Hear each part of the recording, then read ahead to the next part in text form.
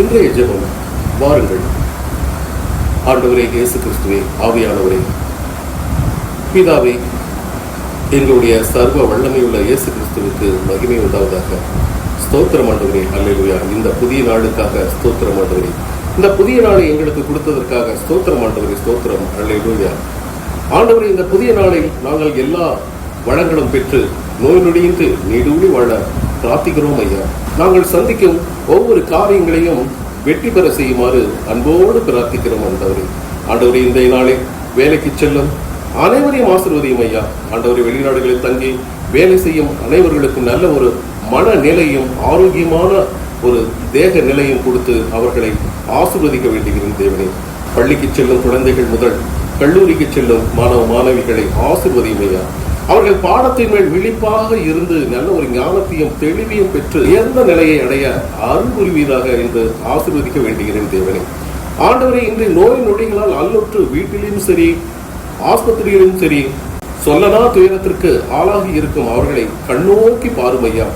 நல்ல ஒரு மாற்று மருத்துவத்தின் மூலமாக இப்பொழுது இக்கனமே அவர்கள் எழுந்திருந்து அவர்களுடைய கடமைகளை ஆற்றும்படி அவர்களுக்கு ஆசீர்வதிக்க வேண்டுகிறேன் சாமி. ஆண்டவரே இயேசு கிறிஸ்துவே, இன்றைய புதிய நாளில் அவர்களுடைய நோய்களை உண்டாக்கும் சாத்தான்களை இப்பவே இந்த அக்கினி பார்வையால் அழித்து ஒழித்து கட்டி போடும் ஐயா. அந்த சாத்தானை மீண்டும் அந்த நோய் நொடிகளை உண்டாக்காத வண்ணம் சாத்தானை அழித்து ஒழிக்க வேண்டுகிறேன். சர்வ வல்லமையில இயேசு கிறிஸ்துவின் நாமத்தினாலே சொல்லுகிறேன் தேவனே. ஆண்டவரே, இன்றைய நாளில் திருமணத்திற்காக வரம் தேடிக் கொண்டிருக்கிற அனைவரையும் ஆசீர்வதியும் ஐயா. அவர்களுக்கு உடனடியாக விவாகம் செய்யும் அருள் அவர்களுக்கு கொடுத்தருளும் ஆசீர்வதிக்க வேண்டும் தேவனே. ஆண்டவரே, இன்னைக்கு புதிதாக வேலை தேடிக்கொண்டிருக்கும் இளைஞர்களை பாரும் ஐயா. அவர்களுக்கு தேவையான வேலையை அவர்கள் உடனடியாக அவர்களுக்கு தந்தருள வேண்டுகிறேன் சுவாமி. ஆண்டவரே இயேசு கிறிஸ்துவே, இந்த நல்ல நாளிலே அனைவருக்கும் நல்ல ஒரு அன்பையும் சமாதானத்தையும் வீட்டிலே உருவாக்க அருள் புரிய வேண்டும் என ஆசீர்வதிக்க வேண்டுகிறேன் தேவனே. பிள்ளைகள் தங்களுடைய பெற்றோர்களை கனப்படுத்தணும், மதிப்பு கொடுக்கணும். அந்த அளவுக்கு பிள்ளைகளின் மேல் நல்ல ஆசீர்வாதம் கொடுத்து ஞானத்தையும் தெளிவையும் அவர்களுக்கு தந்திர வேண்டுமாய் பரமண்டலத்தில் இருக்கும் எங்கள் பிதாவாக தேவனோட கர்த்தராகிய இயேசு கிறிஸ்துவின் வழியாகவே மன்றாடுகிறோம்.